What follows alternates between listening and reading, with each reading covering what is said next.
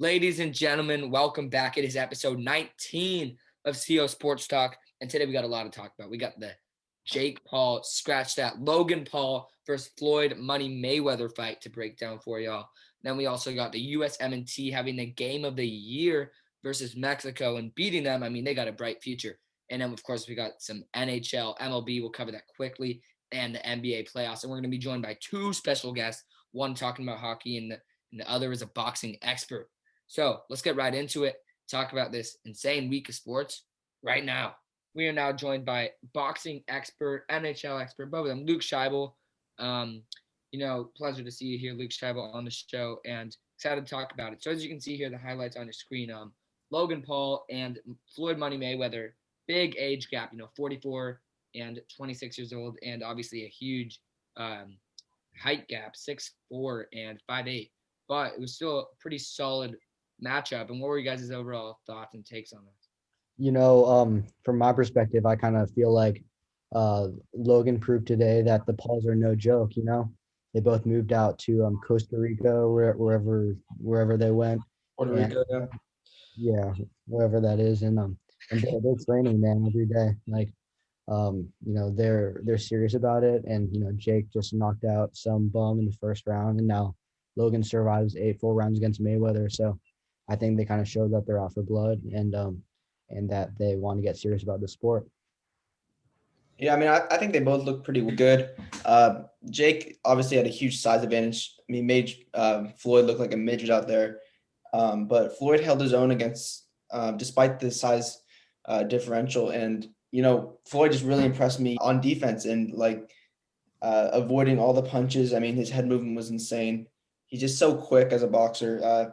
Logan couldn't really land any punches. And then when Floyd chose to strike back, he hit his punches. So I'd say overall Floyd won the fight in my opinion, but it was actually a pretty good fight.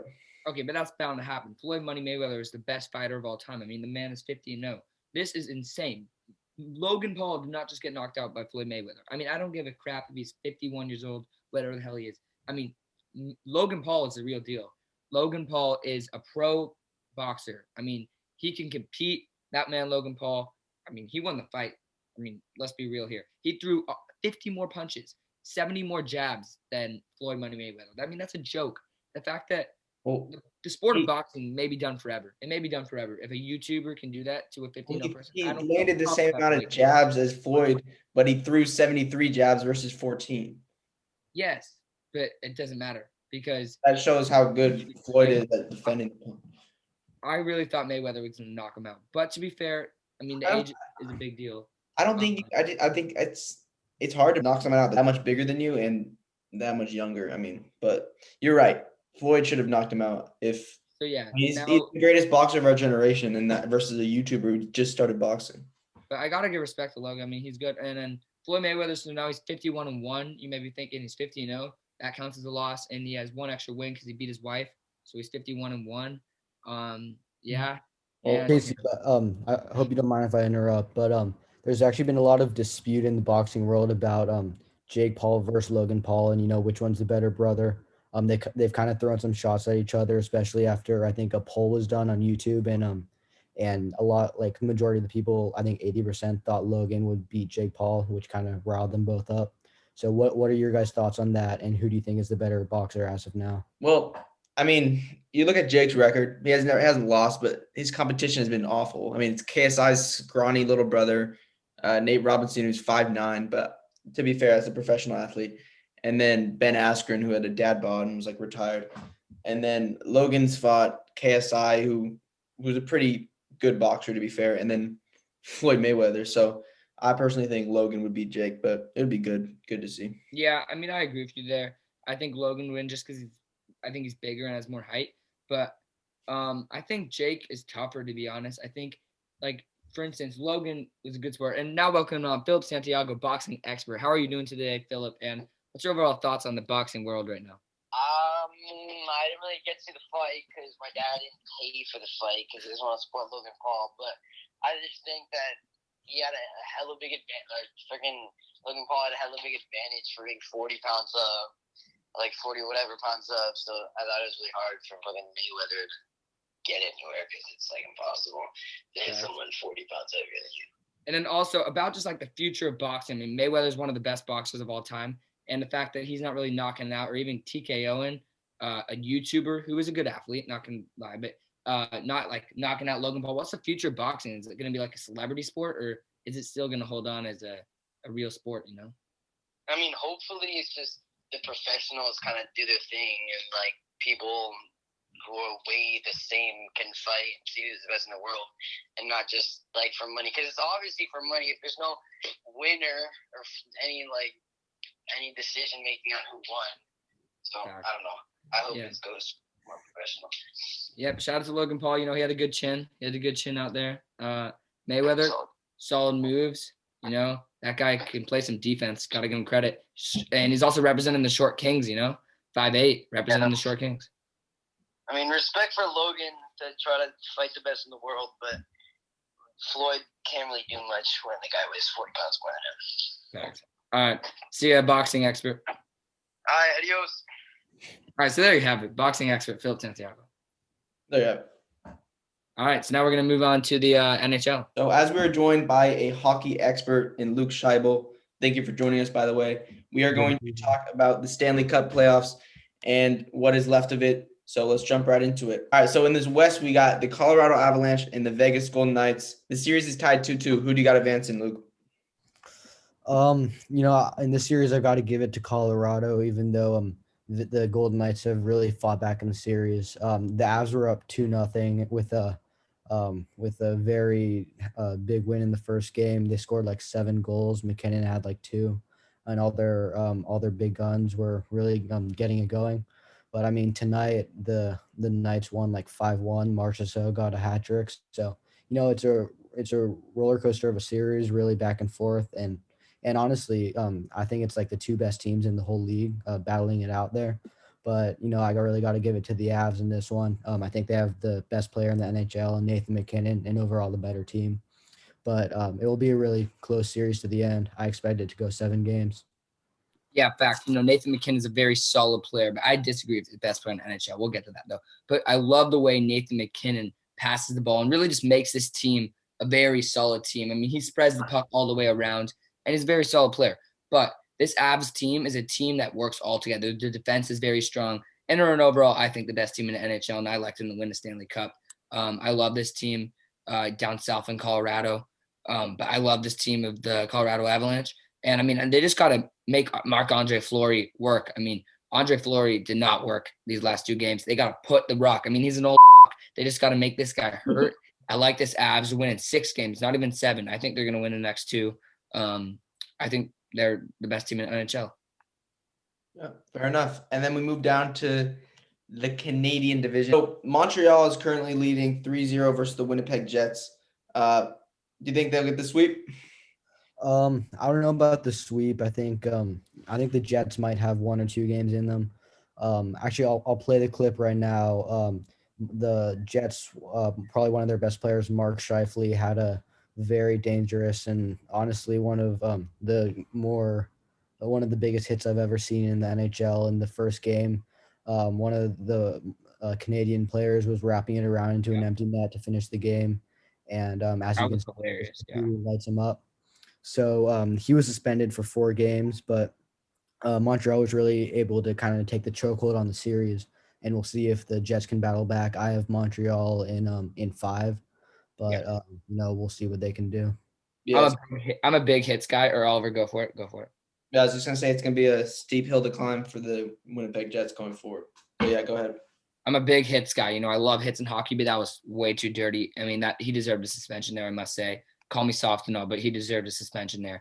And for this Montreal Canadiens team, they're a solid team. I mean, they're great, right? They beat the Toronto Maple Leafs, and let's talk about them a little. I mean, when we filmed last week, they were like in the process of about to lose, but it is so sad. This team, it is like if your team is the Green Bay Packers every single regular season, when it comes to the playoffs, every single year, you guys are the Cincinnati Bengals.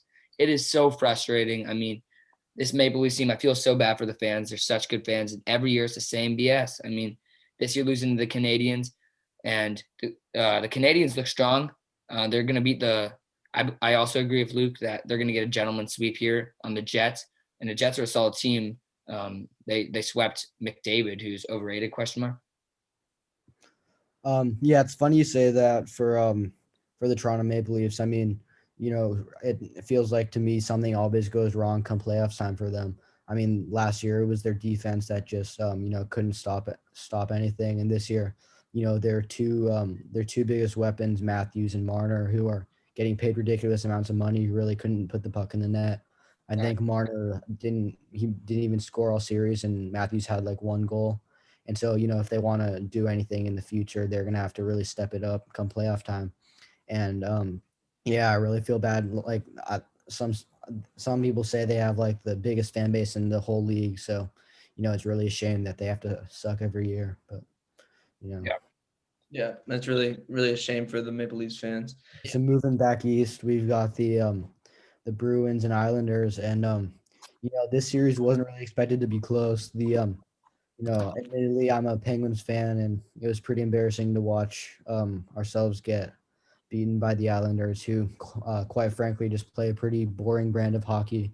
They don't really have any stars on the team, so they rely on their defense. They play a pretty compact style, and they basically just try to make it like a 1-goal game or a 2-1 game and win by just defending a lot. And so a lot of people expected the Bruins team to run right by them, but they actually put up a fight. They won the last 2 games and really made it a series here. So we'll see what happens in the future. I have Boston winning in 6 or 7, I think 6 probably. But, the Islanders have really showed that they can play. So we'll see what happens. I love this Islanders team, man. I mean, if you watch Barstool Sports, best live streams ever to the Islanders games. I mean, the Islanders have the grittiest fan base on earth. I mean, you just love a good old gritty hockey game down in Long Island. I mean, love it. I hate the Boston Bruins, dislike them with a passion. I love this Islanders team. Islanders riding to the ship. I mean, when's the last time a New York Islanders won? Got to be back when like Jesus was alive. So I love this New York Islanders team. I think they're making it to the finals. And yeah, I mean, if I haven't said it already, I love this Islanders team. Yeah, I mean, we got my second favorite team in the Boston Bruins going at it. I love this Bruins team. This fan base is really so. A lot of hardcore Bruins fans out there wanted to get a Stanley Cup, and I think they can do it this year. But they got to win this series first against the Islanders. I mean, I'm a Sharks fan, then a Calgary Flames fan, and my Calgary Flames are not in this year. So definitely just rooting for the Islanders. One thing we haven't talked about, by the way, is the reemergence of the NHL fans in the stadiums. I mean, it's just been electric and all these Canada, but yeah. I really think it's played a huge impact. You're seeing way more home game wins just because they really feed off that energy, and it's nice to see in the games just all that electricity in the games. I agree. For sure. All right, moving down to the Central. Tampa Bay Lightning have a commanding 3-1 lead over the Hurricanes. And do you expect Tampa Bay to finish this one off, Luke? Yeah, I mean, they're honestly just too good right now. And to be honest, I have them going all the way this year just because, no one can really stop their offense. They have so many weapons and, Braden Point, Nikita Kucherov, Steven Stamkos, you could go on and on. But they just play such a fast-paced brand of hockey that, no one can really seem to stop. I think the Hurricanes might squeak out one more game, but I definitely think the Lightning are going to finish this one off. A big surprise. I like the Hurricanes winning this in 7 games. I think the Tampa Bay Lightning are going to choke it and lose. I mean, throw back to a couple of years ago when they choked 3-0 lead with the best record in the NHL. Or maybe they got swept, whatever. But, I mean, I really like this Hurricanes team to make it and play the Islanders in the semifinals. So, I mean, I love this Hurricane team. It's Sebastian Aho, the centerman, love him. Alex Nedeljkovic at the goalkeeper, great player. Alex Srendovic, left wing. Jordan Stahl, one of the best centermen in the game. And lastly, you got Vincent Trocheck. I mean, you can't get better than Vincent Trocheck and James Railmer as the backup goalie. And Martin, we can't forget Martin Necas at right wing. So I love this Hurricanes team. And I love their tradition of throwing the dead pigs on the ice every single time they score. Great fan base. They're winning at 7, in my opinion. I think Tampa Bay's overrated. Casey, to follow that up, I mean, the Alex Nedeljkovic, or however you say his name, he's a bum. and the Lightning are just kind of blowing pucks past them left and right. And I think one true testament to this, the greatness of this Lightning team came from the Game 4 win they had, I think yesterday, where they were down 4-2, like about halfway through the game, 10 minutes left in the second, and they just scored four straight. Like it was a roller coaster of a game, super exciting to watch. But I think that just shows how they have like the resilience that you really need to win a Stanley Cup and go far in the playoffs. And I just think that kind of showed that they're just really an unstoppable team at this point. Yeah, but buddy, this Tampa Bay Lightning team went to 6 games versus the Florida Panthers. The Florida Panthers are the most irrelevant team in all 4 major sports in America. I mean, who is a Florida Panthers fan? Who wakes up one day and says, "I'm a Florida Panthers day"? I'll probably give the most irrelevant team I've ever seen. And the Predators are very relevant. I mean, they're electric, and Carolina beat them. So I like Carolina. So if I had to say, I would say Canadians, Avalanche, Islanders, and Hurricane. And the finals are going to be Islanders versus the Avs, which would be a damn movie. 2 very gritty fan bases, and they got to go with the Avs to win it all. Yep. So the defending champion, Tampa Bay Lightning, looking to repeat here. Luke thinks they can do it. Casey, not so much. So that's what we got for the NHL. What a game. I mean, just what a game. Yeah. 3-2, Mexico, USA. So first of all, people don't know, I mean, that was a pretty irrelevant game, like what it mattered for, but it was the first competitive game the United States have played in a long time, since like 2019. And the United States beat Mexico 3-2 in the CONCACAF Nations League final, meaning that USA gets into the Confederations Cup, which is that tournament before, and they're just kind of the heads of North America, they won it. So the Gold Cup's coming up, but it was just awesome. I mean, today showed that the golden generation of the United States is not they're the real deal. Pulisic's the real deal. McKenny is the real deal. And Mexico, they're kind of winding down. But what a game. I mean, you'll see the highlights here, but how did you feel about that, Oliver? Yeah, I mean, I felt really good about this win. I mean, Pulisic's the truth. He's going to be the poster boy of this United States national team for years to come. I mean, just came off a Champions League win with Chelsea and now beats Mexico 3-2 in extra time. And I mean, how electric was the extra time? 2 penalty kicks, but 1 saved by the U.S. And I mean, the U.S.'s penalty kick was pretty controversial, but they gave Mexico a chance to strike back, and they couldn't capitalize. So that felt good as USA fans. Yeah, and it was awesome because it was a very chippy match. I mean, we love that. It's a great rivalry.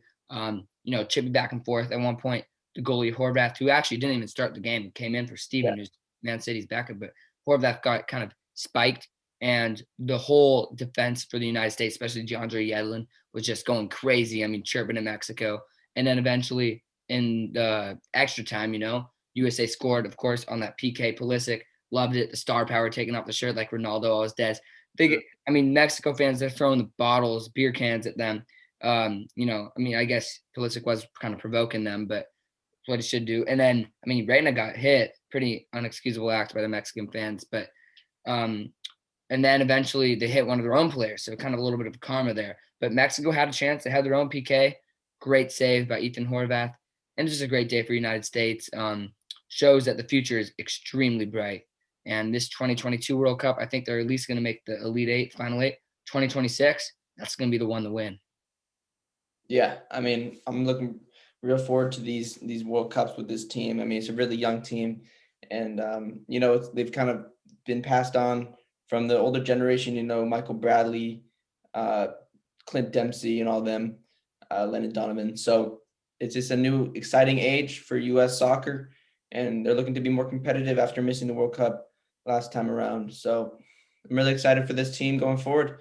And tonight was a good milestone, beating, you could say, the rival Mexico. Yeah, and get hyped on Friday. Euros start June 11th, Turkey versus Italy, first match. So next time we will talk about the Euros. Yeah, best believe we'll be covering that. So stay tuned, soccer fans. Shout out Alec Prophet and Asher Friedman and them. So, yep, we will see you guys when the Euros are happening. Fact. So the NBA playoffs are still going strong, and right now you have a look at the updated bracket.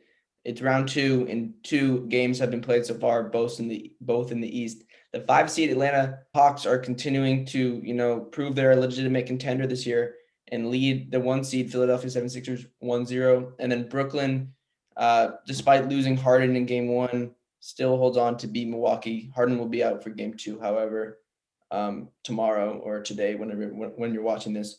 And then on the West, Denver will look to play Phoenix. Denver still without Jamal Murray, but took care of Portland in 6 games. And then the Clippers beat Dallas in game 7 today to advance to play the Utah Jazz. So a lot of exciting matchups. We got a 1-4 matchup, a 3-2, 3-2s, and a 1-5. So not many upsets in this first round. And what matchup are you most looking forward to in this second round, Casey? I got to go with Philly, Atlanta. You know, we kind of saw a preview for it today. I just love Trae Young. He's the villain we need. I mean, and I just love the way he engages with the crowd. I mean, this weekend I was at the Giants-Cubs game, and Jock Peterson, as we were heckling him, was hyping himself up and kind of talking back. That's what makes rivalries so great. You know, instead of you can't let the players just take it all in. They got to let them talk back. So I love that. And then I also love this Milwaukee-Brooklyn matchup. Brooklyn with a very convincing sweep or gentleman sweep versus Boston, and then Milwaukee with a real sweep on Miami. Game 1 was a great match, so I like that too. So the Eastern Conference ones are awesome. Yeah, I'm really looking forward to this Milwaukee-Brooklyn matchup. A lot of people think Bucks can be the team that can take down this stacked Nets team. And then looking at the West, we got Phoenix-Denver. I mean, this could be a great series. Devin Booker looks like he has something to prove here and looks like he can lead a team. And Chris Paul, you know, he wants to make his first NBA Finals, and it doesn't look like he's going to let Denver stop him as he's playing great basketball, even with constant injuries that are bugging him, including that shoulder. So this should be a good one, but I personally think Phoenix is going to win this in 5 or 6 games. That's crazy to me that Chris Paul's never made one. I mean, that's awesome. I think he actually can do it too. And he's been a man on a mission this playoff so far.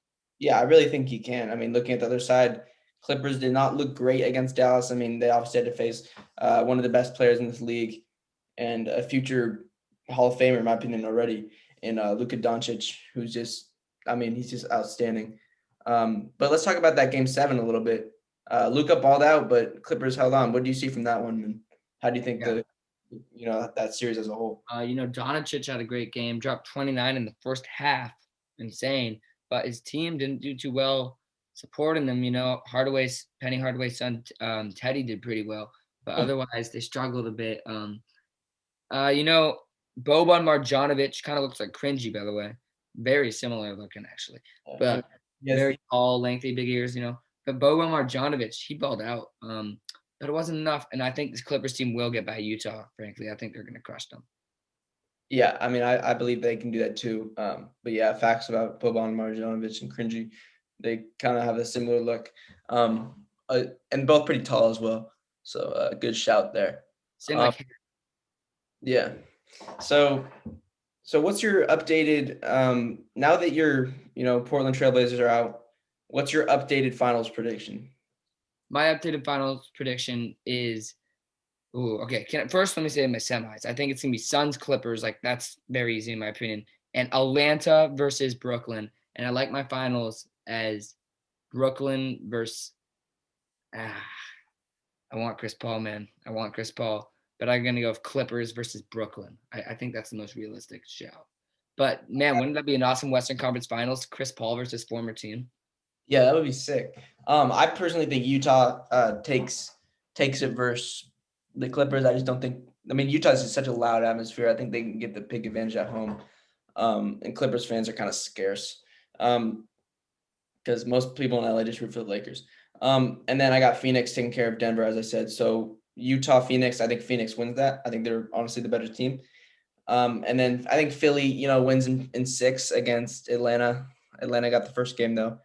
And then Brooklyn as well. All chalk. He's all chalk. Some cringy shit. Yeah, but here's what goes non-chalk. I got the 2 seeds in the finals as Phoenix, and so. Yeah, that would be Blake versus Chris Paul. Blake Griffin, Chris Paul. And if they play each other, Brooklyn's winning, but still would be awesome for Chris Paul to be in the finals. So there you have it. We're excited for the NBA playoffs to keep going and this NBA Finals potential matchup now that the two contenders from last year, the two finalists from last year, Lakers and Miami Heat, were both eliminated first round. So we're going to have a new champion this year. All righty, guys. So that will conclude episode 19 of CO Sports Talk. We will see you guys next week for episode 20. We'll have got a lot of good things to talk about per usual. We didn't get to Giants talk today just because we had a lot of other things to talk about. But good week for them. Yeah, it was a really good week for them. Won 3 out of 4 versus the Cubs, coming off a 3 out of 4 versus the Dodgers. So pretty good. But we will cover them more in depth next week. Casey, any last thoughts? Yeah, great week. Excited to talk about some new stuff, and we got a lot of stuff in store this summer, so get excited. Yep, we're both on summer vacation now. I got off on Thursday, so we'll have more time. And sorry about the late episode. It's currently 12:04 a.m. You gotta respect that. It's Monday morning. We're still here. Yeah, I got work today, so I'm staying up late editing for you guys. Peace.